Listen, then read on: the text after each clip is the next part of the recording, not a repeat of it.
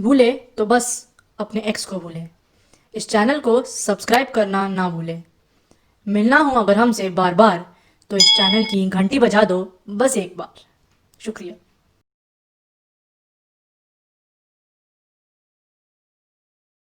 नमस्ते। जय हिंद। अभी हाल ही में पूरे देश ने 15 अगस्त यानी स्वतंत्रता दिवस मनाया है। ये महज एक तारीख नहीं है, ये दिन है याद दिलाने के लिए कि आजादी के लिए कुर्बानियां क्या होती है। ये दिन है उन तमाम शूरवीरों के आगे नमन करने का जो अपने आप को वर्दी में बांधकर इस देश को आजाद फिजाओं में बढ़ने का मौका देते हैं। ये दिन है उन तमाम साहसी जवानों के आगे झुककर नतमस्तक हो जाने का जो सब कुछ छोड़कर सिर्फ और सिर्फ एक चीज के लिए अग्रसर होते हैं, वो है हमारा देश, हमारा वतन हिंदुस्तान। हमारी यानी टॉक्सकूप टीम की खुशकिस्मती ये है कि जिनके पैर छूने के लिए हिमालय की वादियां तरसती है, उन जाबाज हीरो में से एक हीरो हमारे चैनल पर आएंगे आप सबसे बात करने के लिए। Retired colonel Vipin Jagdish Kohli sir, जिन्होंने अपने 32 साल इस देश की रक्षा करने में बिताए हैं। मुझे कहने की जरूरत नहीं है कि जहां वर्दी होती है वहां देश को विश्वास होता है। देश के किसी भी कोने में चले जाओ, जब वर्दी देखते हैं तो लगता है महफूज है, वर्दी देखी तो लगता है हिफाजत हो रही है। ये खाकी जो है वो सिर्फ एक लफ्ज नहीं है, बल्कि इस पर टिके हुए सितारे और इस पर लिखा हुआ हिंदुस्तान इस बात का प्रतीक है कि इस देश के लिए कर्तव्य निभाते हुए जिस माँ जैसे वतन की खाक से ये उठते हैं, वहां तक पहुंचने के लिए एक भी सिपाही एक पल के लिए भी नहीं सोचते हैं। कर्नल विपिन सर ने Jammu and Kashmir, Ladakh, Pathankot, Sikkim, Assam, Arunachal Pradesh, Sri Lanka, Indian peace keeping force, इन कठिन परिस्थितियों वाले स्थानों पर रहकर भी इस देश की सेवा करी है खुशी खुशी।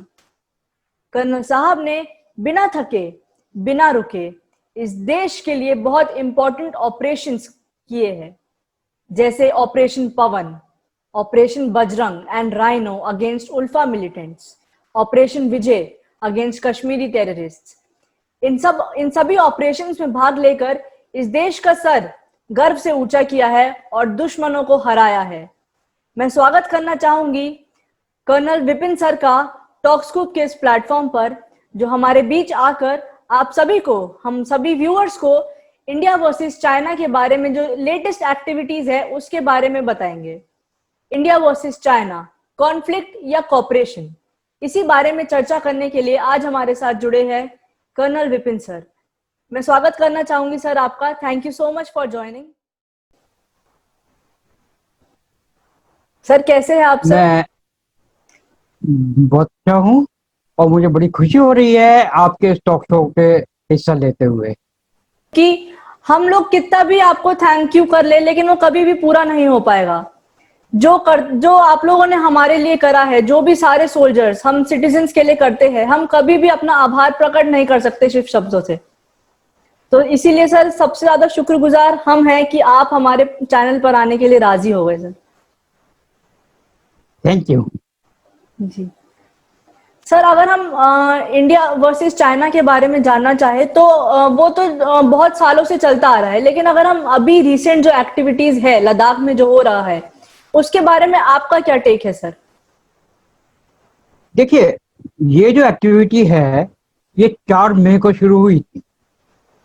4 मई से 40 दिन तक ये Indian army and Chinese army दोनों एक दूसरे के ऑपोजिट अनईजी कंडीशन में रहे। अब चाइना ने क्या किया है, गलवान घाटी, उसके एरिया के आसपास जो गलवान एरिया है वहां पे, उसके बाद पेंगोंग सो जो कि उससे थोड़ा साउथ में आता है, और फाइनली हॉट स्प्रिंग्स जो कि फर्दर साउथ आता है। तो ये इन 3 एरियाज में आकर के अपने ट्रुप ऑक्यूपाई कर लिए, जिससे कि हमारे ट्रुप्स भी जो पहले पीछे हुआ करते थे डिप्लॉयड, वो भी आगे आ गए और अब face to face, eyeball to eyeball जो है एक दूसरे के साथ लगे हुए। 40 दिन तक जो है ये face to face, eyeball to eyeball contact चलता रहा। थोड़े बहुत क्लैशेस हुए, पर सिचुएशन कंट्रोल में रही। मिलिट्री लेवल पर बातचीत भी हुई। उसमें यह फैसला किया गया कि गलवान एरिया में अगर आप जाने हैं तो वहां पर 3-4 बहुत important location, PP14, PP15, PP17, PP17A।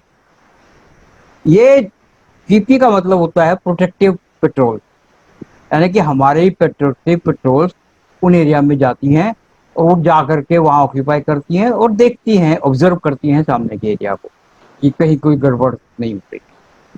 तो ये 3-4 पीपीज हैं। जो इन 4 पीपीज में से PP17 के ईस्ट में चाइनीज की डिप्लॉयमेंट हुआ करती थी, लेकिन वो जो है PP15 तक आ गए। अब PP15 रादर PP14 तक आ गए। अब PP14 वेरी मच हमारे एरिया में आता है। तो इसमें काफी चर्चा हुई, बाद में मिलिट्री लेवल पर कोर कमांडर की टॉक हुई और ये फैसला हुआ कि Chinese will withdraw from PP14 and will go to PP17। और उसके लिए डेट फिक्स हुई कि ये अगस्त 13 तक हो जाएगा। अब ये इंतजार होते रहा और अगस्त 14 को हमने चेक बैक करना चाहा तो हमारी एक पेट्रोल जो है PP14 में गई। उस पेट्रोल के लीडर थे कंपनी कमांडर उस बटालियन के मेजर संतोष बाबू और उनके साथ कुछ ट्रुप। अब वो वहां जा करके उन्होंने देखा कि चाइनीज ट्रुप वैसे के वैसे ही PP14 एरिया में लगे हुए, they have not gone back. तो मेजर संतोष बाबू ने उनको बताया कि आपने यहाँ से हटना था, आप हटे क्यों नहीं? चाइनीज अपने लेवल पर डिली डैली करते रहे, हट रहे हैं, हट जाएंगे, हम लोग अभी कोशिश में हैं वगैरह। तो ये बात जो है वो उनको पसंद भी नहीं आई और उन्होंने देखा कि चाइना ने वहां पे टेंट्स गाड़ रखे थे। तो मेजर संतोष बाबू ने अपने ट्रुप के साथ मिलके एक टेंट चाइना का जला दिया कि भाई, ताकि वो उनके ऊपर प्रेशर पड़े और वो वहां से हटे। जैसे ही इन्होंने ये शाम का समय, रात का समय था ऑलमोस्ट। तो जैसे ही उन्होंने चाइनीज ने देखा कि इन्होंने हमारा टेंट जला दिया तो उन्होंने immediately bamboos, rods and barb wire concertina लगा करके उनके ऊपर उससे उनको पीटना शुरू। और मेजर संतोष बाबू उसमें काफी बुरी तरह से घायल हो गए। बाकी ट्रुप भी उनके साथ 2 जवान और जो है वो भी काफी बुरी तरह से घायल थे। हमारे जवानों ने ये देखा तो उन्होंने भी रिटेलिएट किया और पीछे से और फोर्स बुलाई गई विद इक्विपमेंट। इस तरह के हथियार जो ये रॉड्स और कॉन्सर्टिना केबल और बार्ब वायर वाले बम्बूज हैं वो मंगाए गए और उसका इस्तेमाल हमने भी चाइनीज के अगेंस्ट किया। विद द रिजल्ट धक्का मुक्की हुई, काफी शोर शराबा हुआ और उसमें हमारे 17 जवान, हमारे 3 जवान मेजर संतोष और उनके साथ 2 जवान ये तो पहले ही घायल हो गए थे बुरी तरह। उसके बाद हमारे 17 जवान जो है उस धक्का मुक्की में उस माउंटेन से नीचे की तरफ गिरने लगे और वो नीचे जाके गलवान रिवर है, उस गलवान रिवर में जाके गिर गए। Galwan river even at this time of the year और rather at that time of the year भी काफी कोल्ड होती है, 3 to 4 डिग्री टेम्परेचर होता है। तो उसमें काफी जवानों को नुकसान हुआ। ये 17 जवान हमारे जब वहां गिरे तो उनको भी बहुत ज्यादा चोटें भी आई, कुछ जख्मी हुए, कुछ शहीद हो। मेजर संतोष बाबू और उनके साथ के 2 जवान उनको इवैक्यूएट किया गया और वो भी रास्ते में वीर गति को प्राप्त हो गए। तो with the result what has happened is कि वी हैव लॉस्ट 20 पीपल, वो मेरे संतोष बाबू एंड 19 अदर पीपल। ये होते हुए हमारे जवानों ने जब रिटेलिएट किया तो उन्होंने भी चाइना के 26-27 लोगों को मार गिराया। चाइना ने इस चीज को एक्सेप्ट नहीं किया पर इसको ना डिनाई भी किया है। तो हम इस चीज को मान के चल रहे हैं कि चाइना की एक पॉलिसी है कि वो अपने कैजुअलिटीज को कभी भी जाहिर नहीं करते, चाहे कितना भी कोई भी बड़े बड़े लड़ाई हो, चाहे कितने भी लोग उनके मर जाएं या घायल हो जाएं, वो उस चीज को बताते नहीं हैं। तो we have taken it that yes, हमने भी उनके 26-27 लोगों को मार गिराया है और हमने काफी उसका हमने एक तरह के बदला ही कह लो कि भाई उन्होंने हमारे 20 लोग मारे तो हमने भी उनके 26-27 लोगों को पर लोग से झाड़ दिया। तो इस तरह से जब हमने उनके साथ कार्रवाई की है तो उसके बाद कुछ दिनों तक अनईजी काम रहा, लड़ाई तो नहीं हुई लेकिन टेंशन्स बहुत रही। जी। फिर मिलिट्री लेवल पर बातचीत हुई और मिलिट्री लेवल पर बातचीत होने के बाद ये फैसला किया गया कि गलवान एरिया में चाइनीज ट्रूप जो है PP-17 के ईस्ट में चले जाएंगे, यानी कि 17A तक चले जाएंगे। तो ये PP-15 से PP-17 तक उनको पीछे को भेजा गया और ये चीज जो है आप समझ लो कि तकरीबन अब महीना होने जा रहा, महीना तो नहीं, अबाउट 20-25 दिन होने जा रहे हैं, ये बात सेटल हो गई और हमारे लोग जो हैं वहाँ अपने एरिया में आ गए और वो अपने एरिया में चले।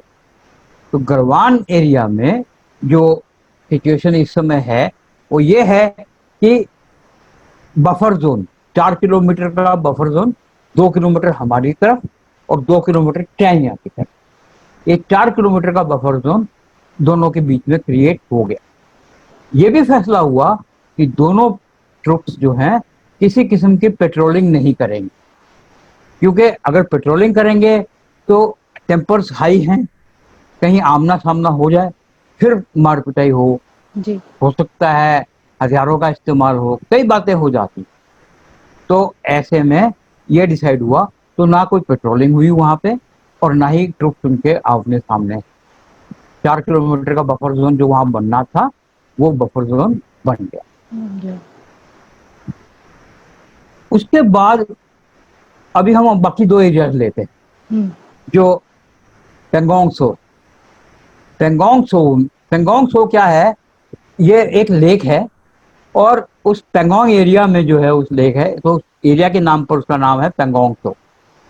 अब ये इलाका जो है वो माउंटेन से स्पर्स आते हैं नीचे, जो ग्राउंड लेवल पर आकर ज्वाइन करते हैं, ऐसे 8 स्पर्स।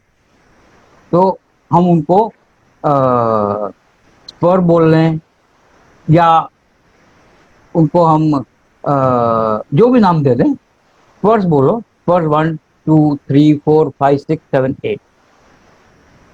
जो हमारा कॉन्सेप्ट पीपी LAC का है वो ये है कि LAC जो है स्पर 8 से निकलती, लेकिन चाइनीज का जो कॉन्सेप्ट है वो ये है कि वो स्पर 4 से निकलती। अब हुआ ये कि चाइनीज जो है, अच्छा ड्यूरिंग 1999 जब हमारे ट्रुप्स वहां कम थे क्योंकि वी वर डिप्लॉयड इन कारगिल, तो उस समय चाइना ने स्पर 8 से लेके स्पर 4 तक रोड बना दी, प्रॉपर रोड, मोटरेबल रोड, जिसको वो लोग यूज करते। वो स्पर 4 पे बैठे हैं, हम स्पर 3 पे बैठे। स्पर 3 और स्पर 4 के बीच में तकरीबन 500 मीटर्स का डिस्टेंस। ये 500 मीटर्स का आईबॉल टू आईबॉल कॉन्टैक्ट जो है इसको हटाना है। इस पे भी बातचीत हुई, मिलिट्री लेवल पर बातचीत हुई, सक्सेसफुल नहीं हुई। फिर तीसरा एरिया देखो, वो है hot springs Gogra area. Hot spring Gogra area में भी हम लोग eyeball to eyeball again at a between a distance of 300 to 500 meters we are facing each other. इसमें भी they were to go behind but they have not gone. तो ये भी एक काफी टेंशन वाली बात रही है। तो इस टेंशन के दौरान मिलिट्री लेवल की कोर कमांडर लेवल की 5 राउंड्स ऑफ टॉक हुए, लेकिन कोई भी राउंड ऑफ टॉक सक्सेसफुल नहीं हो पाया। फिर इसे डिप्लोमेटिक लेवल पर रेज किया गया और हमारे एनएसए मिस्टर डोवल उनकी बातचीत हुई टेलीफोन पर, तकरीबन 3 घंटे उनकी बात हुई चाइनीज फॉरेन मिनिस्टर के साथ। और उस बातचीत में ये फैसला हुआ कि दोनों तरफ 2-2 किलोमीटर निकल जाएंगे और 4 किलोमीटर का बफर जोन क्रिएट किया जाएगा। तो ये बात जब हुई उसके बाद हमने वेट किया, देखा उनको। तो पहले अब हम देखो पेंगोंग की तरफ देखें तो पेंगोंग की तरफ स्पर 4 से स्पर 5 की तरफ वो चले गए, बट स्पर 8 पे जाना था या उसके ईस्ट में चले जाते, लेकिन वो नहीं गए। तो और तब से लेकर के अभी तक आज भी सिचुएशन ये है कि चाइनीज स्पर 5 के आसपास लगे हुए हैं और हम स्पर 3 और स्पर 4 में डिप्लॉयड। जी हम भी चाहते हैं कि वो स्पर 8 पे चले जाएं, जिससे कि बफर जोन जो है क्रिएट हो, तो हम भी फिर अपने स्पर 2 स्पर 1 पे चले जाएंगे और 4 किलोमीटर का बफर जोन क्रिएट जाए। जी लेकिन वो अभी तक नहीं हुआ है। जी अभी हॉट स्प्रिंग्स और गोगर एरिया, हॉट स्प्रिंग्स एंड गागर एरिया में वो गागर एरिया उन्होंने वेकेट कर दिया। जब डिप्लोमेटिक लेवल पर बातचीत हुई तो गागर एरिया में 2 किलोमीटर में जो उन्होंने पीछे जाना था वो लोग चले गए, लेकिन जो हॉट स्प्रिंग्स प्रॉपर एरिया है वहां पर वो नहीं हटे। लेकिन काफी देर बातचीत मिलिट्री लेवल पर भी बातचीत हुई, उसके बाद 2 लेवल ऑफ टॉक हुए हमारे मिलिट्री लेवल के। तो उस दौरान क्या हुआ कि उन्होंने ट्रुप्स कम कर दिए हॉट स्प्रिंग एरिया में, लेकिन हटाए नहीं, जिससे आज की डेट में ये है कि 50 to 100 ट्रुप चाइना के हॉट स्प्रिंग एरिया में है और हमारे भी 50 to 100 ट्रुप उनको फेस करते हुए आईबॉल टू बॉल कॉन्टैक्ट में उस एरिया में है। जी अब अगर वो बफर जोन क्रिएट हो जाता है, वो 2 किलोमीटर और पीछे चले जाते हैं, तो हम भी अपने 2 किलोमीटर पीछे आ जाएंगे और 4 किलोमीटर का बफर जोन क्रिएट हो जाएगा। तो as of now Galwan area हो गया वेकेट, गागर वेकेट हो गया, लेकिन स्पर्स जो है पेंगोंग सो के एरिया के वो अभी भी ऑक्यूपाइड है और हॉट स्प्रिंग्स अभी भी ऑक्यूपाइड। जी ये हटना है, हाँ ये हटेगा, उसके बाद फिर फर्दर लेवल ऑफ टॉक होंगे और उस फर्दर लेवल ऑफ टॉक में एक पीस जोन क्रिएट किया जाएगा, जिससे कि इंडियन ट्रूप्स और चाइनीज ट्रूप्स जो हमने डिप्लॉयमेंट इस दौरान ये इस पूरे एक्शन के दौरान क्या हो गया कि चाइनीज की भी डिप्लॉयमेंट बढ़ गई उस एरिया में, हमारी भी डिप्लॉयमेंट बढ़ गई। हमने भी अपने डेप्थ एरियाज के अंदर अपने रिजर्व्स ला के लगा दिए। We are ready to take on Chinese और any other people who infiltrate into our area and create a problem for us. जी चाइना ने भी लाए हैं, वो भी अपने एरिया में डेप्थ एरिया में अपने रिजर्व ला करके उन्होंने भी डिप्लॉय कर रखे हैं। तो इनको भी जो है धीरे धीरे पीछे हटाया जाएगा और फिर ज्वाइंट वेरिफिकेशन होगी। ज्वाइंट वेरिफिकेशन होने के बाद ही फैसला होगा कि okay now this is the deployment which will be finally follow. जी तो ये होने में भी टाइम लगेगा। अभी देखिए we are towards the end of August, आज 28 तारीख है अगस्त की। After some time another month and half उस एरिया में विंटर सेट इन हो जाएगी फुल लेवल। और इस समय मंथ एंड हाफ के दौरान इतना पुल बैक होना पॉसिबल नहीं है। तो we have to be now fully prepared to spend our winter in that area. So will Chinese be spending their winter in that area. तो हमें विंटर अपने वहाँ बिताने के लिए पूरी तैयारी करनी है, तो उसके लिए हमको अपनी विंटर स्टॉकिंग करनी है। और उस विंटर स्टॉकिंग के लिए कार्रवाई अभी से शुरू करेंगे, तब जाकर के हमारी स्टॉकिंग, क्योंकि फिर स्नोफॉल हो जाएगा तो रोड फिर डिस्टर्ब हो जाएगी, we will not be able to create so much of stocking there. तो हमको अभी से करके रखनी पड़ेगी, नहीं तो फिर एयर सप्लाई करनी पड़ेगी। तो जी ये स्टॉकिंग वगैरह करने के लिए हमें अभी से कार्रवाई शुरू करनी है और जल्दी ही ये कार्रवाई कंप्लीट करनी है। जी तो आज की सिचुएशन ये है कि हम गलवान में we are facing each other a little away, 2 kilometre 4 kilometre, but we are still deployed there, we have not pulled beyond गर्व। हम्म, उसी तरह से पेंगोंग एरिया में we are facing each other in spur area, we are facing each other at a distance of 300 to 500 metre. जी और hot springs area में भी we are facing each other between 300 to 500। हम्म, अभी ये पीछे हो और फिर हम बाकी की कार्रवाई करें, लेकिन वो होने से पहले हमें विंटर स्टॉकिंग करनी है। जी आज की सिचुएशन ये। जी सर, लेकिन अगर हम जानना चाहें कि जितना मैंने पढ़ा था कि इंडिया अपने ही टेरिटरी में एक रोड बना रही थी और उसके वजह से ही उन्होंने ये सडन कॉन्फ्लिक्ट शुरू कर दिया। तो मैं ये जानना चाहूंगी कि ये सडन कॉन्फ्लिक्ट एक तो इन 3 पर्टिकुलर प्लेसेस पर ही क्यों है, और दूसरा ये कि अगर हम अपने घर में कुछ कर रहे हैं तो दूसरे को क्या प्रॉब्लम है उससे, उनके घर में थोड़ी कर रहे हैं। जी बिल्कुल, यू आर राइट। अब हुआ ये है कि हमने उससे पहले हम उस एरिया के बारे में थोड़ा जानकारी जानते हैं एक दूसरे की। बात यह है कि ले से लेके अक्साई चिन के बॉर्डर तक, रादर अक्साई चिन के एलएसी तक, because Aksai Chin is not their territory, Aksai Chin is our territory under district. तो हम उस एरिया के जो जिसको बॉर्डर बोलते हैं वो लोग, हम उसको बॉर्डर नहीं बोलते, we call it LA. Aksai Chin के एलएसी तक ये एरिया जो है ये हमारा एरिया है, और हमने उस एरिया को जैसे भी डेवलप करना है हम उसको डेवलप करें।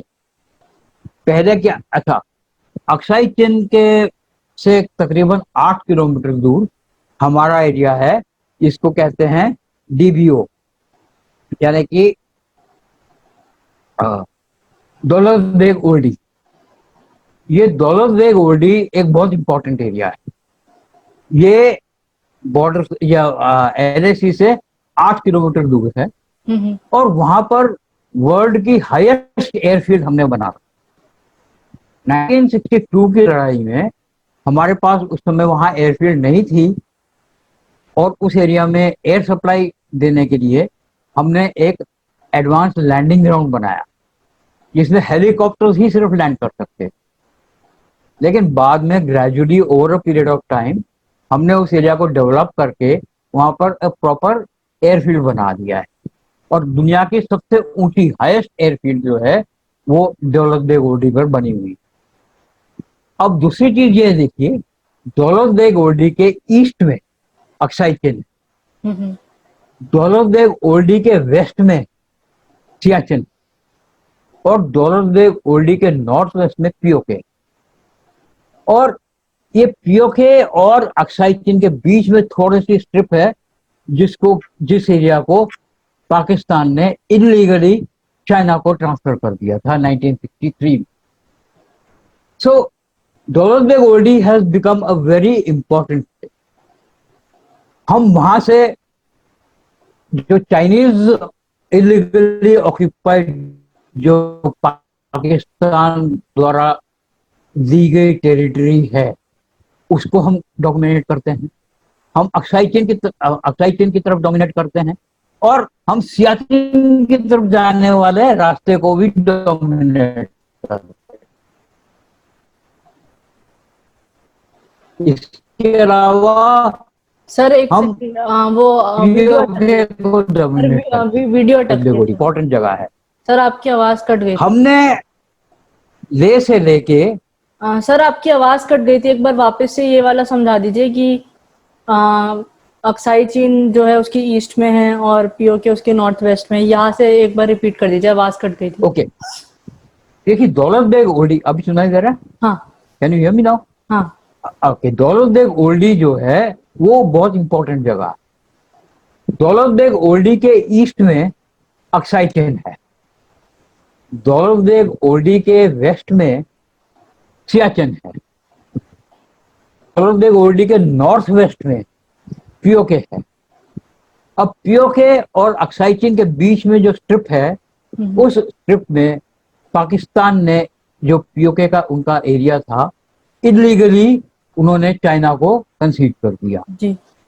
तो अब हम दौलत बेग ओल्डी से देखिए, we are dominating Aksai Chin, we are dominating the road जो वहां से रास्ता जाता है सियाचिन को। It's not a road, it's a track, foot track, वहां से बाई फुट जाते हैं। तो वो एरिया भी हम डोमिनेट करते हैं। हम पीओके एरिया को भी डोमिनेट करते हैं। और पाकिस्तान ने जो इलीगली सीड किया है चाइना को, उस एरिया को भी हम डोमिनेट करते हैं। तो हमारे लिए दौलत बेग ओल्डी एक बहुत सॉरी इंपॉर्टेंट जगह है। पहले लेह से लेकर के दौलत बेग ओल्डी तक प्रॉपर रोड नहीं थी। कहीं कहीं फुट ट्रैक था, कहीं कहीं मोटरेबल ट्रैक था, लेकिन रोड नहीं थी।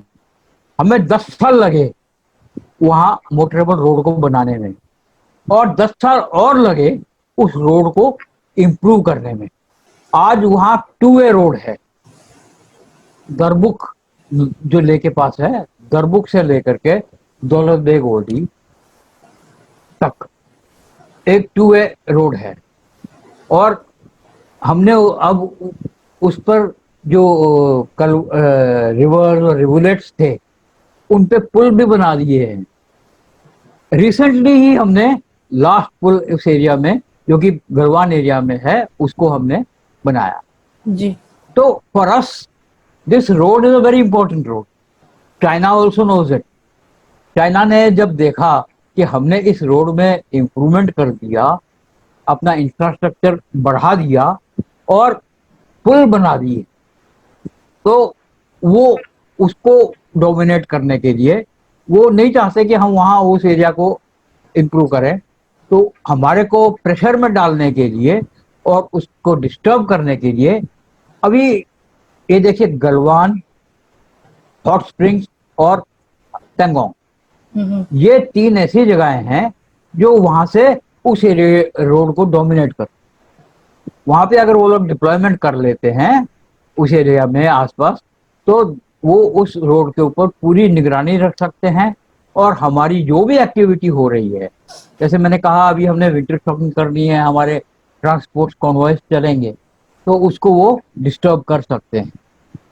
तो इसलिए उन्होंने ये 3 एरिया ऑक्यूपाई किए ताकि वो हमारे ऊपर प्रेशर डालें और हमारे रोड पे होने वाली एक्टिविटीज को डिस्टर्ब करें। उन्होंने हमें अपने जो हमारी बातचीत होती रहती है एट मिलिट्री लेवल ऑल्सो, उन्होंने उसमें बोला कि आप ये जो इंफ्रास्ट्रक्चर जो आपने पुल्स बनाए हैं उसको आप डिमोलिश कीजिए, because this is a disputed area and it is not your area. और हम कहते हैं it is our area, it is very much inside the LAC, it is parallel to the LAC. Very important aspect, LAC के पैरेलल है और it goes right up to Daulat Beg Oldi. Daulat Beg Oldi ना हमने बात की उसकी इंपॉर्टेंस की। दूसरी चीज एक और है, दौलत बेग ओल्डी काराकोरम पास को डोमिनेट कर। अच्छा। काराकोरम पास जो है वो लद्दाख, तिब्बत और जिंजियांग प्रोविंस ऑफ चाइना, इन तीनों को कनेक्ट करता है। ये पास है काराकोरम पास। तो उसमें वहां से हम काराकोरम पास को डोमिनेट करते हैं। तो उससे क्या होता है कि अगर चाइनीज कोई भी एक्टिविटी करते हैं काराकोरम पास में या वहां से हमारी तरफ आने की कोशिश करते हैं, तो we are able to watch them and we are able to take action against. जी। तो हमारे लिए जो दौलत बेग ओल्डी है वो बहुत ही इंपॉर्टेंट जगह है। और इसके इम्पोर्टेंस का ध्यान रखते हुए हमने उस एरिया को, और पहले से भी ऑक्यूपाइड था, जब चाइनीज ने जाकर के ये इन 3 लोकेशंस में अपने ट्रुप लगा दिए, तो हमने भी अपने ट्रुप जो है पीछे से आगे कर दिए, and eyeball to eyeball contact. तो importance for us is Daulat Begodi and the road connecting Leh to Daulat Begodi. For Chinese, it is the importance of these three places, the Pangong, Garwan, and Hot Springs area, so that they can dominate any activity on the road. तो उसकी वजह से जो है ये इस area में पिछले तकरीबन अब मई से लेकर के आज अगस्त के एंड हो गया, ऑलमोस्ट जी 3 महीने हो गए, और हम उस एरिया में एक दूसरे के साथ भिड़े हुए हैं। तो this is the importance of that. Sir, India का मकसद यही है कि हम बस अपने तक ध्यान रखें, अपना ध्यान रख पाए, और किसी से हमें लड़ाई करने का मतलब नहीं है, बल्कि चाइना का मकसद ये रहता है कि उनको एक्सपेंशन करनी है अपनी। लेकिन मेरे को ये समझना है कि 1962 में जब भारत हारा था और जो आज का भारत है 2020 का, उसमें क्या फर्क है? क्योंकि तब तो इंडिया उनसे एक तरीके से हार गया था वो वॉर, क्योंकि इंडिया पे सफिशिएंट रिसोर्सेज नहीं थे या जो भी था। लेकिन 2020 में क्या भारत के कुछ फर्क पड़ा है? हाँ, देखिए 1962 की जो बात हम करते हैं, तो इंडिया को इंडिपेंडेंट हुए 1947 से 1962, 15 साल हुए थे जी। इस 15 साल में, अच्छा एक चीज और है, हम इंडिपेंडेंट हुए ब्रिटिशर्स से। जी। हमें जो भी मिला, ब्रिटिशर्स ने जो हमें दिया वो हमने एक्सेप्ट किया और हम उसी पे चले। हमारा इकोनॉमी जो है, हमारी इकोनॉमी इतनी वेल डेवलप्ड उस समय 1962 में नहीं थी। जी। हमारा इंफ्रास्ट्रक्चर उतना वेल डेवलप्ड नहीं था। हमारी आर्मी भी उतनी वेल डेवलप्ड नहीं थी। हमारा एयरफोर्स भी उतना वेल डेवलप्ड नहीं था। We were far behind as compare to other country. तो एक तो ये हो गया। दूसरी चीज ये है कि अभी डिप्लोमेटिक लेवल पर भी हम इतने एक्सपीरियंस नहीं थे। हम, हालांकि अगर आप उस समय याद हो तो पंडित जवाहरलाल नेहरू के कैनेडी के साथ, जो कि प्रेसिडेंट था उस समय यूएसए का, पर्सनल रिलेशंस बहुत अच्छे थे। जी। But when it came to help against China, they refuse. हम, क्योंकि हम डिप्लोमेटिकली उस चीज को ठीक से टैकल कर नहीं पाए। तो डिप्लोमेटिक लेवल पर हम स्ट्रांग नहीं थे, इकोनॉमिक लेवल पर हम स्ट्रांग नहीं थे, मिलिट्री लेवल पर भी हम इतने स्ट्रांग नहीं थे। हमारी जो higher leadership at military level थी वो भी एक्सपीरियंस नहीं थी। 1962 से पहले ओनली 1947 में जो हमारा पाकिस्तान के साथ थोड़ा बहुत हुआ था टसल, वो हुआ था, और वो भी लोकलाइज्ड एरिया में था। तो we were not very much experience about it. दूसरी चीज इंपॉर्टेंट देखिए, we were not expecting China to launch an attack on us. अभी थोड़ा सा उस एरिया, उस टाइम के डेवलपमेंट्स देखिए। 1950 में चाइना ने तिब्बत को ऑक्यूपाई किया।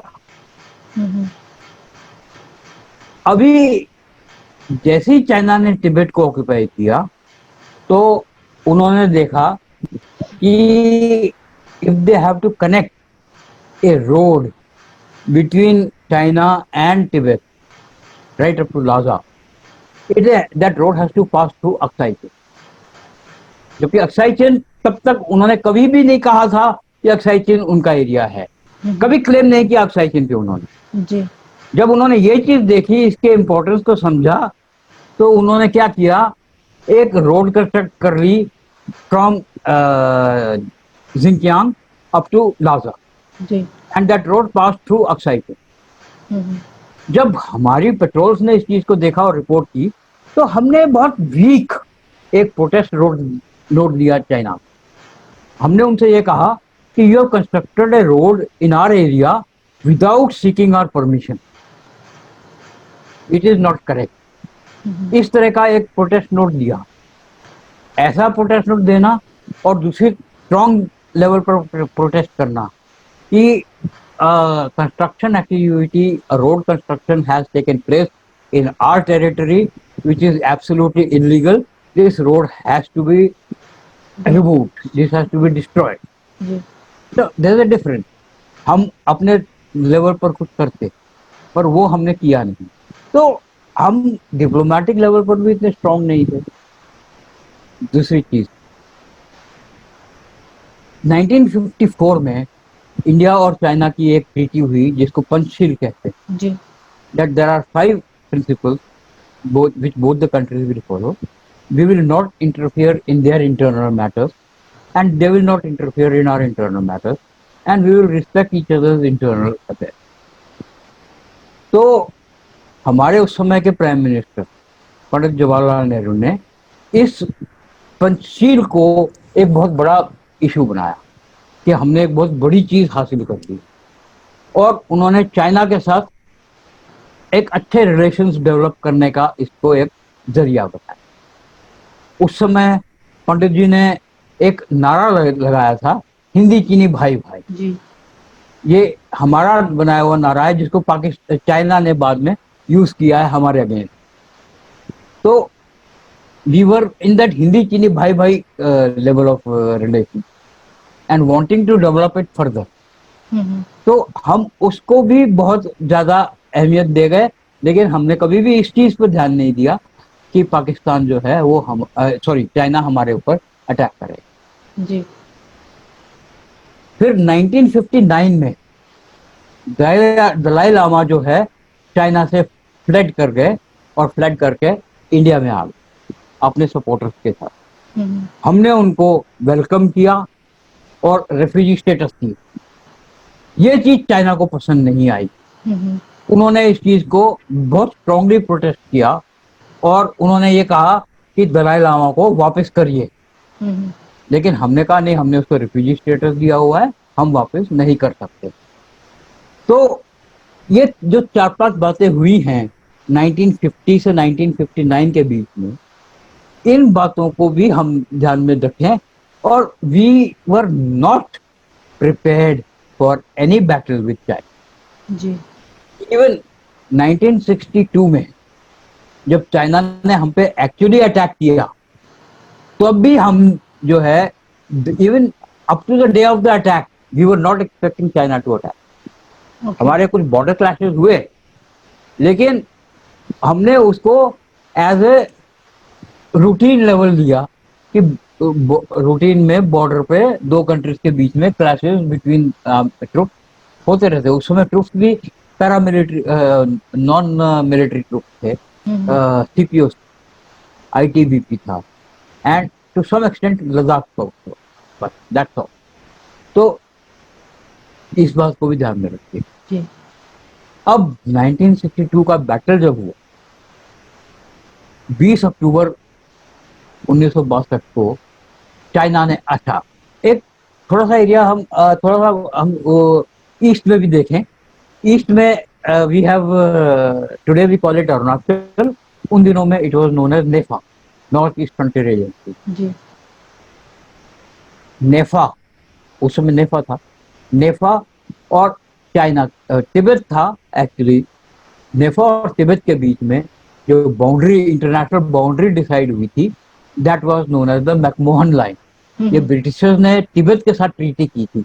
McMahon was their politician who decided on this line, and a treaty was signed between Tibet and Britishers, that McMahon line, which is the watershed on the hills of that area. यानी कि वहां से पानी इधर से बारिश जब आती है तो उस तरफ वाला नीचे को उधर को फ्लो हो जाता है, इस तरफ वाला इधर को फ्लो हो जाता है.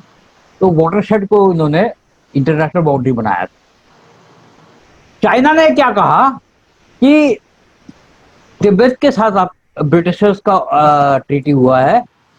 The Tibetans are not authorized to carry out any type of treaty with anybody because Tibet is now no more independent In fact, even when Tibet was independent, they they were under the influence.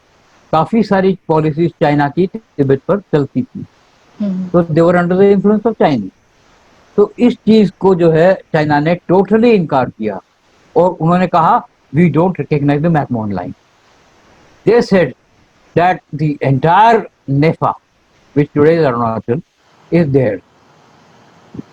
They said that Tawang, now Tawang जो है अरुणाचल में, that is the largest monastery, Tibetan monastery in the world, and it was constructed between Indians, that is the Arunachalis and Tibetans. उन्होंने मिलके एक बहुत बड़ी Buddhist monastery create की, and that is a place of very religious importance. जिस तरह से तिब्बत में लाजा है या अब इंडिया में धर्मशाला हो गया कुछ हद तक, वैसे ही ये जो मोनेस्ट्री बनी हुई थी तवांग में, ये भी एक बहुत इंपॉर्टेंट रिलीजियस बुद्धिस्ट लोगों के लिए it is a very important. तो they wanted to dominate that also and they laid total claim over Tawang, कि तवांग तो खैर हर हालत में हमारा है। In fact the entire NEFA which now is Arunachal Pradesh is there. तो हमने उसको ज्यादा गौर नहीं दिया, हमने कहा नहीं ये हमारा एरिया है, हमारा एरिया रहेगा, because China only laid a claim, they did not take any action. अब 1962 में नेफम के बॉर्डर पे यानी कि मैकमोहन लाइन पे they started creating problems for us. जी। लद्दाख में दे स्टार्टेड क्रिएटिंग प्रॉब्लम्स। तो इस तरह से देखा जाए तो इन दोनों एरियाज में, ईस्टर्न सेक्टर में एंड वेस्टर्न सेक्टर में, हमारे ऊपर टोटली जो है उन्होंने 20 अक्टूबर को बॉर्डर क्रॉस करके नेफा उन दिनों में नेफा था, नेफा में नामचू नाम की एक जगह है, उसको उन्होंने टारगेट किया और उसको अटैक किया। उसी तरह से बालोंग एरिया है, उसको उन्होंने अटैक किया। लाइकवाइज लद्दाख में देखें तो अक्साई चिन उन्होंने ऑलरेडी ऑक्यूपाई कर लिया था, बिकॉज जैसे उन्होंने रोड बनाई फिर बाद में वो वहां और एरियाज पे डोमिनेट करते रहे और हमारे लोगों ने किसी किस्म का एक्शन नहीं किया। अगर हम चाहते तो उस टाइम पे हम एक्शन कर लेते तो हो सकता है हम अक्साई चिन को बचा लेते, बट वो हमने नहीं किया। दूसरी चीज यह है कि लद्दाख में डिप्लॉयमेंट जो है अप टू अक्साई चिन हमारी कोई ज्यादा नहीं थी, हमने सिर्फ त्रिशूल एरिया ऑक्यूपाई किया हुआ और उसके पीछे के एरिया ऑक्यूपाई किए हुए। तो अक्साई चिन से लेकर के त्रिशूल तक पूरा एरिया जो है इट वॉज ऑलमोस्ट अनऑक्यूपाइड। इस अनऑक्यूपाइड एरिया की वजह से चाइना जो है त्रिशूल पे आ गया। त्रिशूल में आकर के उन्होंने उसको त्रिशूल को सराउंड कर लिया और लाउड स्पीकर्स के ऊपर, ये चाइना की एक ये टैक्टिक्स है, they do a lot of psychological work है। लाउड स्पीकर्स यूज करेंगे, कई किस्म के यूज करके डिफ्लेक्ट यूज करेंगे, हमारे ऊपर साइकोलॉजिकल प्रेशर डालने की कोशिश करते। जी। उन्होंने उन लाउड स्पीकर से साइकोलॉजिकल प्रेशर डाला कि गोरखास को उन्होंने कहा कि तुम इंडियन नहीं हो, तुम तो नेपालीज हो और नेपाल का चाइना के साथ बहुत अच्छा रिलेशन है, तुम इंडिया के साथ मत हिस्सा लो लड़ाई। काफी उन्होंने इस चीज को पॉपुलराइज किया। हालांकि और Gorkhas are very very sincere troop, उन्होंने उसके ऊपर बिल्कुल ध्यान नहीं दिया और हम उस एरिया में बने रहे। 13 कुआओं की एक कंपनी, चार्ली कंपनी, चूल एरिया में डिप्लॉयड। चाइना ने 20 अक्टूबर को वेव्स ऑफ अटैक भेज दी। वेव्स मतलब 7 वेव उन्होंने उस एरिया में भेजे। जी। वेव पहले एक से एक लाइन आएगी, वो लाइन अपना म्यूट पे चले गए आप। उसके बाद उनका काम खत्म हो जाएगा, they will be put to rest और दे विल बी डेड। तो दूसरी वेव आ जाएगी, यानी कि दूसरे लेवल के लोग आएंगे, दे विल ऑल्सो अटैक। फिर तीसरे आएंगे, ऐसे 7 वेव उन्होंने भेजे। जी 5 वेव का मुकाबला उस कंपनी ने किया। 115 जवान होते हैं थे उस कंपनी के अंदर। उन 115 जवानों ने 5 वेव्स को रोका है, अंदर आने नहीं दिया। छठी और सातवीं वेव की जब बात आई तो उस समय हमारी स्ट्रेंथ काफी कम हो गई थी। तो उनके जो कंपनी कमांडर थे मेजर शैतान सिंह, उन्होंने मैसेज भेजा कि हमें आप रीइंफोर्समेंट भेजो। बटालियन कमांडर ने उनसे कहा आप पीछे आ जाओ, वहां पर हम रीग्रुप करेंगे, जी रीऑर्गेनाइज करेंगे और उसके बाद फिर हम आपको और रीऑर्गेनाइज कंपनी बना करके भेजेंगे आप।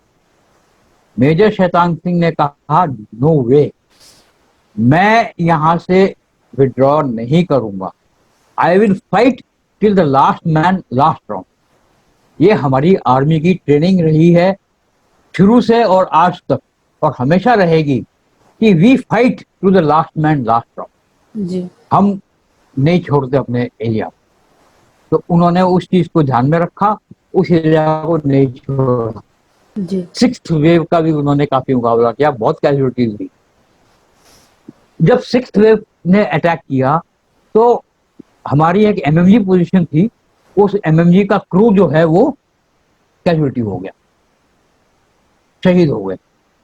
अब मेजर शैतान सिंह ने अकेले सिंगल हैंडेडली उस एमएमजी को ऑक्यूपाई किया और उसको यूज करके फायर करके 6th वेव को और 7th वेव के भी 50% ऑलमोस्ट उसको उन्होंने रोक के रखा। इतने मतलब उन्होंने कार्रवाई की इतने गैलेंट्री के साथ, और जब उसके दौरान उनके ऊपर भी फायर आया और वो भी शहीद हो गए। तो मेजर शैतान सिंह की ये जो शहीद होने की कार्रवाई हुई है वो इतनी गैलेंट हुई है कि उन्होंने अपनी जान की परवाह किए बिना सिंगल हैंडेडली एमएमजी ऑक्यूपाई करके और उस एरिया में 2 वेव्स, पहले 5 वेव तो रोक ही रखे थे, 2 वेव और रोके जब तक उनके जान में जान थी, और फिर शहीद हुए तब जाकर के चाइनीज जो है फाइनली वो कश्मीर एरिया में पहुंच पाए। अच्छा उस कंपनी के 115 में से सिर्फ 9 जवान बचे, बाकी 106 जवान शहीद हुए थे। ये बहुत बड़ी बात है कि एक पूरी कंपनी वाइप आउट हो, जी और 9 जवान भी जो हमारे बचे थे वो भी पकड़े गए थे। बाद में वो वहां से एस्केप करके और छुपते छुपाते वापस आए अपने एरिया में। तो अब वेरी गैरेंट एक्शन वाज टेकन। ये हुआ है लद्दाख एरिया में त्रिशूल के ऊपर। अच्छा, अब हम ईस्ट में देखते हैं। ईस्ट में जब उन्होंने नामचू के एरिया में फायर किया अटैक, हम लोग हमारे जो जवान थे वो जो डिप्लॉयड थे डिफेंस में, वो इस बात पे देख रहे थे कि ये लोग किसी ना किसी ब्रिज से रिवर क्रॉस करेंगे। नामचू इज अ रिवर, जी किसी ना किसी ब्रिज से रिवर क्रॉस करेंगे, और हम देखते रहे उस चीज को। और चाइनीज ने क्या किया, रात के अंधेरे में, रिवर ज्यादा डीप नहीं थी, अबाउट नी लेवल के आसपास डीप थी, तो उसमें उन्होंने फोर्ड करके रिवर के अंदर से निकल करके उन्होंने उस एरिया को क्रॉस किया, जो हमारे लोग एक्सपेक्ट नहीं करते। और वहां क्रॉस करके उन्होंने उनके रेयर में चले गए, और उनके रेयर से जो है फिर उन्होंने रेयर पे अटैक। हमारी एक पेट्रोल थी, उस पेट्रोल को उन्होंने ऑक्यूपाई कर लिया। उस पेट्रोल को छुड़ाने के लिए हमें एक प्लेटून से भी ज्यादा स्ट्रेंथ भेजनी पड़ी। उसने जाकर के उस चाइनीज लोगों के ऊपर अटैक किया और उस पेट्रोल को छुड़ा के लाए। जी तो मैं क्यों ये बातें आपको बता रहा हूँ। अच्छा, एक और बात एरिया है, बालोंग की बात भी कर लेते हैं अभी जब बात कर ही रहे हैं। बालोंग में 7 कुमार डिप्लॉयड थी, चाइना ने अटैक करके उन्होंने कई दिनों तक चाइनीज हमले को कंट्रोल किया, रोका, नहीं आगे बढ़ने दिया। फाइनली अगेन चाइनीज अभी स्ट्रेंथ देखिए, we had 20 to 30,000 troops deployed in the entire area. They had 80,000 troops. तो डिफरेंस ऑलमोस्ट 4 times। तो इतने ट्रुप्स के साथ वो आए, तो हमारे लोगों के सामने उनके हमारे लोग जो है उसके नहीं टेक पाए, कैजुअलिटीज पे कैजुअलिटीज होती रही, और फाइनली दे ऑक्यूपाइड दिस बालों। लेकिन हमारे लोगों ने जो पीछे बच गए थे, उन्होंने सब रीऑर्गेनाइज किया, और रीऑर्गेनाइज करके बालों के ऊपर काउंटर अटैक किया। जी ये काउंटर अटैक में हमारी एक टैक्टिक होती है, अगर बाई चांस हमारे डिफेंस के ऊपर दुश्मन आ जाता है तो हम इकट्ठे होकर के रीऑर्गेनाइज करके अपना एमुनिशन वगैरह फिर से तैयार करके we carry out an attack. Attacker के ऊपर अटैक करना, तो that is a counter attack. जी हमने उसके ऊपर अटैक किया और हमने एक पोर्शन ऑक्यूपाई कर लिया, लेकिन स्ट्रेंथ उनकी ज्यादा होने की वजह से उन्होंने उसको फिर रीटेक कर लिया। तो मैं ये बातें क्यों बता रहा हूँ? त्रिशूल की बात बताई आपको, नामछू की बात बताई आपको, वलोंग की बात बताई आपको, यूं क्यों? इसलिए कि हमारे जवानों की बहादुरी में किसी किस्म की कमी नहीं थी, चाहे वो 62 था, तो उसके बाद की कोई भी लड़ाई ले लीजिए आप। आप 62 से पहले 47 भी ले लीजिए, 47 48 में भी हमारे जवानों ने बहुत बहादुरी से लड़ाई लड़ी थी। 62 में हमारे जवानों ने बहुत बहादुरी दिखाई, 65 में हमारे जवानों ने बहुत बहादुरी दिखाई, 71 99 आप जो भी देख लीजिए, आज टेररिज्म में देख लीजिए कितनी बहादुरी दिखा रहे हैं। और हम जिस बात को डिस्कस कर रहे हैं, चाइनीज इंट्रूजन इन गलवान, वहां पर भी देखिए कितनी बहादुरी दिखाई। तो हमारे जवानों की बहादुरी में कभी भी कोई कमी नहीं रही। हमारी कमी थी पॉलिटिकल लीडरशिप पे, हमारी कमी थी कुछ लेवल पर हमारी मिलिट्री लीडरशिप पे। जी हमारी मिलिट्री लीडरशिप उस लेवल की थिंकिंग नहीं कर पाई जिस लेवल की थिंकिंग करनी चाहिए। हम्म, तो उस चीज को अगर हम नामंजूर ध्यान ना दें तो हमारे जवानों में कभी कभी कोई कमी नहीं है। बिल्कुल जी तो 62 में जो एक्शन हुए हैं वो basically because of our weaknesses in economy, military, infrastructure, diplomatic level और लीडरशिप में जो कमी थी उसकी वजह से, अदरवाइज नहीं होती ये कमी। जी। तो सर 2020 में क्या बदला है? हाँ, अब देखिए 2020 ऑफकोर्स 1962 से लेकर के 2020 जी it is how many years, 8 years, 50, 70 and 30, जी 40 years, 48 years। इस 48 सालों में हमारी इकोनॉमी भी हमने धीरे धीरे ग्रो की है। आज हमारी इकोनॉमी इस लेवल पर है कि हमें अपने डिफेंस के लिए जो भी चीज की जरूरत है हम वो ले सकते हैं। जी हमारे एयरफोर्स, उस समय हमारे पास सिर्फ नैक्स और मिस्टीरियर्स थे, आज हमारे पास अभी लेटेस्ट ही आपने देखो फ्रेंच एयरक्राफ्ट जो है हमारे आ गए हैं 3 और 5 और भी आएंगे। तो we got now adequate strength. हमारे पास आज नेक्स्ट मिग्स हैं, हमारे पास सुखोइस हैं, हमारे पास मिराजेस हैं, हमारे पास जैगुआर्स हैं। हमारे 1962 की लड़ाई के बाद 1963 जनवरी ऑनवर्ड हमने बहुत रेजिंग की, बहुत सारी हमारी बटालियन जनवरी 1963 में रेज की। तो हमने अपने आर्मी की स्ट्रेंथ भी बढ़ाई, हमने टैंक्स का बंदोबस्त किया, हमने मैकेनाइज्ड इन्फेंट्री रेज की है, हमने सेल्फ प्रोपेल्ड गन्स ली हैं 155 mm Bofors self propelled gun. इसके अलावा भी तो इस समय हमारे पास किसी भी किस्म की कमी नहीं है। Today we are in a position to match anything and everything.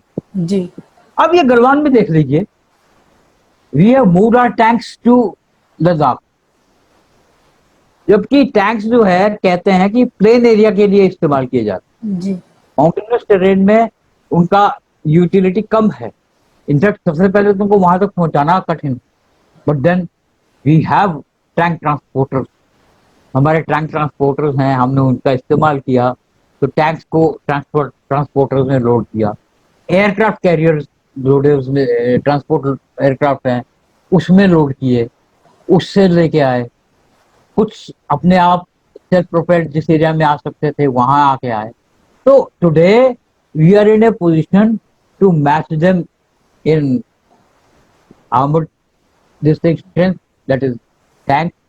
We are able to match them in mechanized infantry, that is armored personal carriers. हमने armored personal carriers डिप्लॉय किए हैं इस एरिया में। इन्फेंट्री हमारी है ही। Artillery हमने इतनी strong artillery बना दी है, 155 mm बोफोर्स, जिसको कि काफी क्रिटिसाइज किया गया उस समय, जी बट उस हथियार ने कारगिल की लड़ाई में यूज किए हमने और बहुत अच्छा साबित किया अपने आप को। और उसके बाद भी जहां भी जरूरत पड़ेगी उसको हम यूज करेंगे। बोफोर्स को अभी और बाकी लड़ाइयों में, हाँ, अगेंस्ट पाकिस्तान हम यूज कर चुके हैं, अगेंस्ट चाइना जरूरत नहीं पड़ी। अच्छा, दूसरी चीज ये हुई है कि over a period of time India और चाइना के बीच में 6 इंट्रूजन हुए।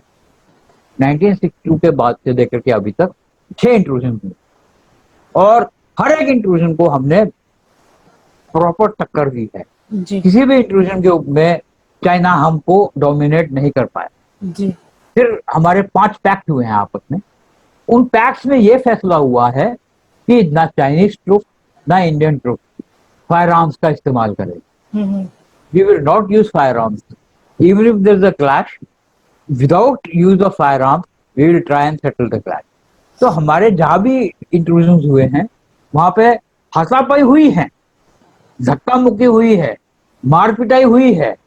इवन अभी आप गलवान में देखिए, मार पिटाई हुई है। They have beaten us, our troops, we have beaten them, but neither have they used firearms nor have we used firearms. इस बात के ऊपर काफी बात हुई कि हमने अनआर्म्ड ट्रूप्स कैसे भेज दिए वहां पे। अनआर्म्ड ट्रूप्स नहीं भेजे हमने, we couldn't fire because of the pact.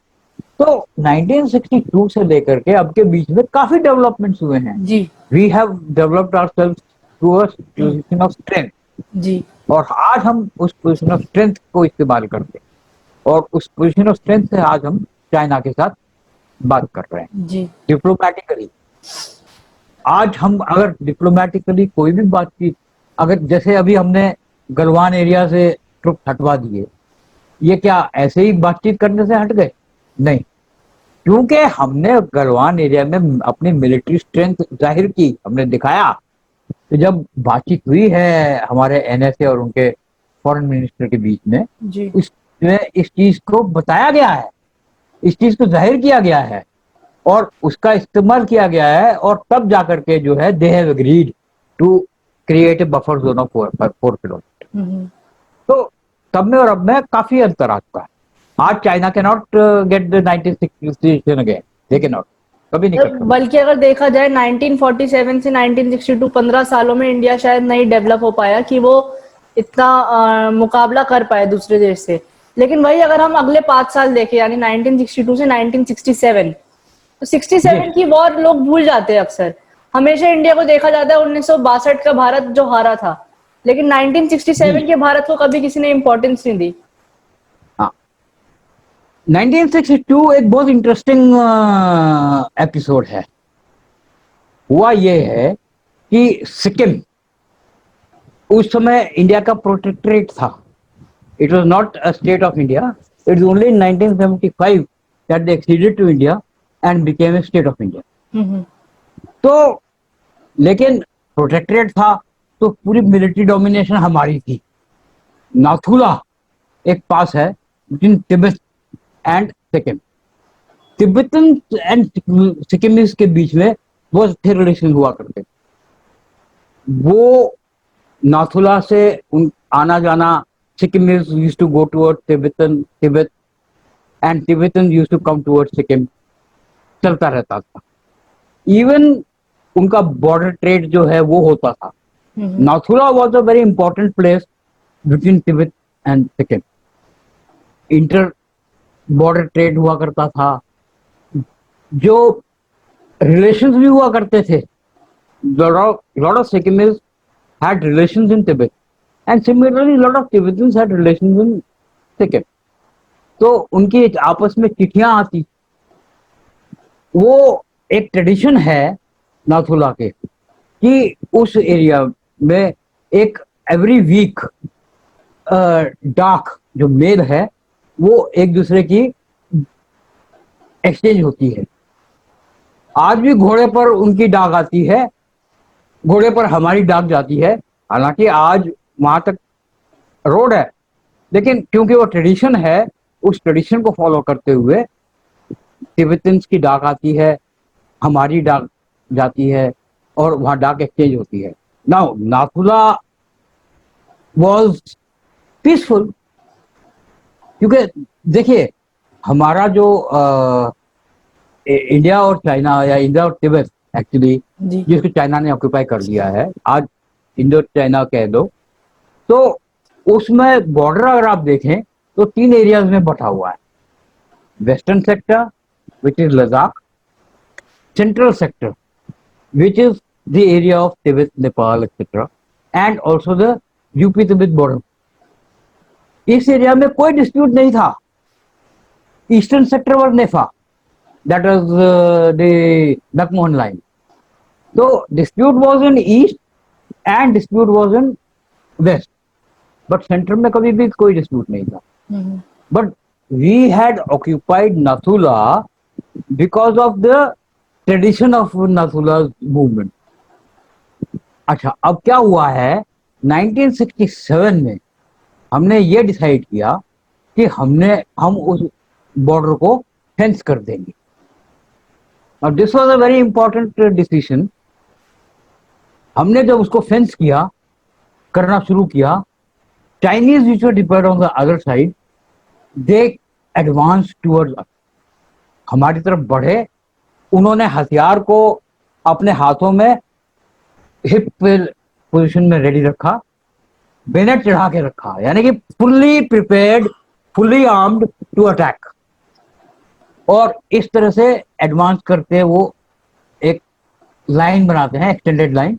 उस एक्सटेंडेड लाइन में हमारी तरफ बढ़े, लेकिन बॉर्डर पर आकर के रुक गए। उनके पॉलिटिकल कमिश्नर ने अपने जेब से एक रेड बुक होती है उनके पास, वो रेड बुक निकाली, उसमें मोस्ट थॉट्स हैं बेसिकली। तो रेड बुक निकाल करके पढ़ी और ट्रूप्स ने उसको रिपीट किया, और उसके बाद जो है उन्होंने काफी देर तक जो है ये एक्शन किया। Basically China used to and still believes in psychological warfare. वो हम पे साइकोलॉजिकल प्रेशर डालना चाह रहे थे। ये सब करने के बाद उन्होंने हमसे कहा कि ये आप हटाइए, this is not allowed to be done, the border fencing. हमने उस पर ध्यान नहीं दिया, चाइनीज भी वापस चले गए। फिर 2 दिन बाद फिर वापस आए। इस समय वो उन्होंने हमारे काम में दखल अंदाजी शुरू कर। पहले दिन सिर्फ बोल के चले गए, अब जब आए तो उन्होंने दखल अंदाजी शुरू कर दी। हमने हमारे लोगों को मारना शुरू किया, हमारे लोगों ने भी उनको मारना शुरू किया, और काफी देर तक जो है ये दखल अंदाजी होती रही, लेकिन हमने अपने काम में रुकावट नहीं आने दी। वो फेंसिंग हमारी चलती रही। जब हमारा भी प्रेशर इतना स्ट्रांग हो गया तो चाइनीज भी फिर वापस चले गए। उसके 3 दिन बाद फिर वापस आए। अब वो फुली प्रिपेयर्ड आए, और हमारे उनके पॉलिटिकल कमिश्नर जो उनके साथ आया था, उसने हमारे जो बटालियन कमांडर थे, लेफ्टिनेंट कर्नल राय सिंह, उनसे बातचीत की और उनको कहा कि अगर आपने इसको अगले एक दिन के अंदर नहीं हटाया तो हम आपके ऊपर अटैक कर देंगे। कर्नल राय सिंह ने कहा, we don't bother, we will take orders from our commanders, we don't take orders from you. Exact words उनके ये। एनीवे, ये बातचीत के बाद वो फिर चले गए। अगले दिन वो फिर आए और कमिश्नर ने कर्नल राय सिंह को बुलाया और बुला करके जैसे ही कर्नल राय सिंह आगे बढ़े, उन्होंने फायरिंग शुरू कर दी चाइनीज। और कर्नल राय सिंह और उनके साथ 3 जवान हमारे जख्मी हुए उस फायरिंग में और नीचे गिर गए। हमारे ट्रुप्स ने जब ये देखा कि चाइना ने हमारे सीओ साहब के ऊपर फायरिंग कर दी, तो वो भी चुप नहीं, वो भी गुस्सा हो गए और उन्होंने भी फिर अपनी फायरिंग शुरू कर दी।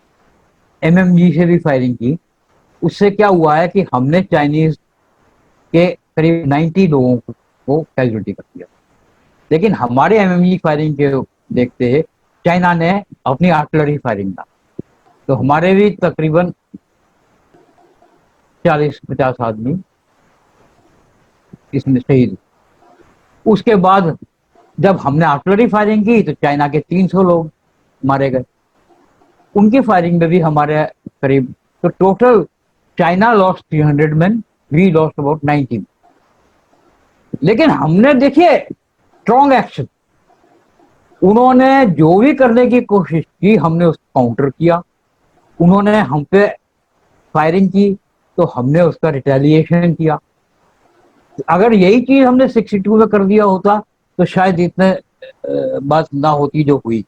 जी लेकिन and Chinese were not expecting, they were thinking we are still the 1962 Indian Army। तो हमारी स्ट्रॉन्ग रिटेलिएशन को देखते हुए उनके ऊपर बहुत बड़ा असर हुआ। फिर जब ये मोटर और एमएलजी फायरिंग हुई, उसके 2 दिन बाद चाइनीज फिर आए हमारे एरिया में और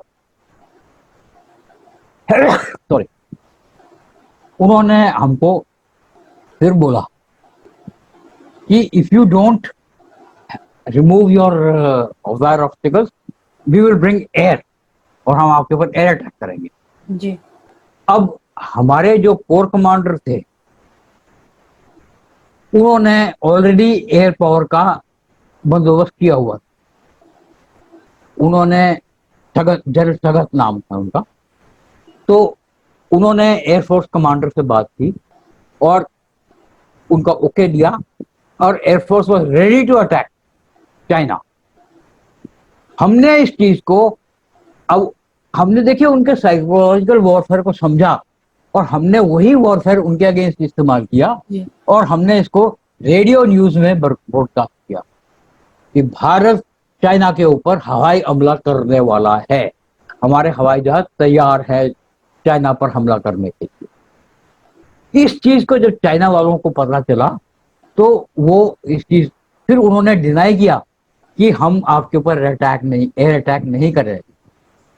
जब उन्होंने हमारे कहा कि हम एयर अटैक नहीं करेंगे तो फिर 2 दिन बाद फिर बातचीत हुई और हमने सॉरी, हमने उनसे कहा कि अब अगर आपस में हमारी फायरिंग नहीं हो रही है, जी एयर अटैक भी नहीं होगा, तो let us de escalate, you go back to your area, we will also go back to our area, जी और हम स्टॉप करेंगे। जी पहले तो चाइनीज ने रिफ्यूज कर दिया और अगले दिन चाइनीज पॉलिटिकल कमिश्नर आया और एक नोट दे के गया हमारे कमांडर को कि China is ready, they will hand over the bodies of our casualties to us and we will hand over the bodies of their casualties to them। तो हमने एक दूसरे के बॉडीज जो है वो आपस में एक्सचेंज की और उसके बाद डीएस्केलेट किए और हम वापस आ। जी तो 1967 और 1962 का कंपैरिजन अगर आप देखें तो 1962 में हमारे सीनियर लेवल पर भी इतनी स्ट्रेंथ नहीं थी कि वो डिसीजन मेकिंग कर सकें, और हमारे जूनियर लेवल के तो जवानों के लेवल पर तो बलिदान देने की काबिलियत आपने देख ही ली है। और 67 में वो काबिलियत जवानों की कायम रही, और सीनियर लेवल पर जो हमारे कमांडर्स थे उनकी भी देखिए, अगर जनरल सगत ने आर्टिलरी डिप्लॉयमेंट, एयर अटैक करने के लिए पूरी कार्रवाई, everything he catered for, he thought of, तो ये उन्होंने फिर उस चीज को इस्तेमाल किया और हमने चाइना के ऊपर डोमिनेट किया, जी और फिर नाथुला को हमने सेफ किया। चाइना अपने एरिया में चला गया, हम अपने एरिया में। जी तो 67 और 62 में ये अंतर रहा है। जी। सर, आपने एक चीज बोली थी कि चाइना जो है हमेशा एक मेंटल साइकोलॉजिकली वॉरफेयर में बिलीव करता है, मेंटल या इल्यूजन क्रिएट कर लेता है। बेपता नहीं उसमें इतनी हिम्मत है भी कि नहीं कि वो जाकर युद्ध लड़ सके, मैदान में युद्ध लड़ सके कि नहीं लड़ सके, उतनी हिम्मत है कि नहीं, लेकिन हाँ वो एक मेंटल इल्यूजन क्रिएट कर लेता है और एक छवि लोगों के दिमाग में छोड़ देता है कि हाँ हम बहुत स्ट्रांग है।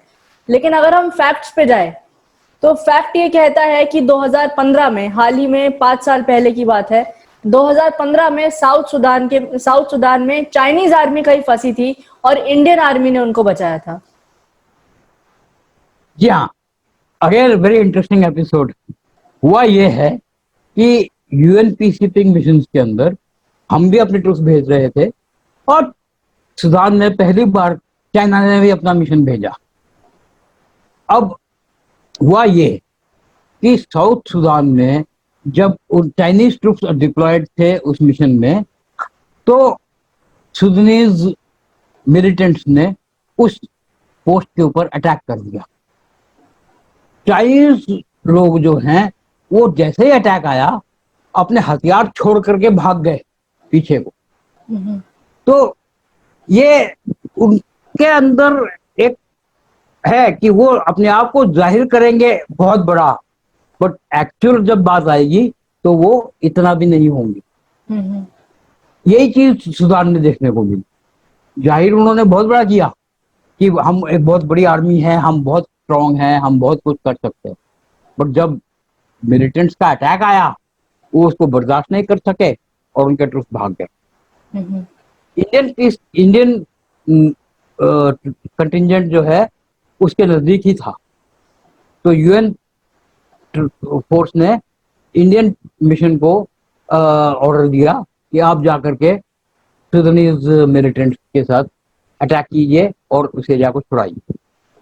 हमारे जवानों ने जाकर के उस सुदानीज के ऊपर अटैक किया और सुदानीज को कैप्चर किया, उसको हटाया वहां, और फिर चाइना वापस आए उनके ट्रुप, और उनके जो भी हथियार बचे हुए थे वो हमने उनको वापस किए। तो देखिए 1962, 1967 और फिर उसके बाद 1975, इन तीनों में देखिए अंतर। चाइना ने अपने को जो डिपिक्ट किया था 1962 में, वो हमारी वीकनेस का फायदा उठा करके जो भी किया था, और 1967 में जब उन्होंने देखा कि इंडिया बहुत अब तो स्ट्रॉन्ग एक्शन लेने लग गया है, तो फिर वो उसके खिलाफ नहीं उठ पाए, और 1975 में यूएन मिशन के अंदर तो बिल्कुल ही वो बुरी हाल में आ गए थे, और हमने जो है अटैक करके हटाया वहाँ मिलिटेंट्स को और उनके एरिया को वापस उनको दिया और उनका डिप्लॉयमेंट, रीडिप्लॉयमेंट। जी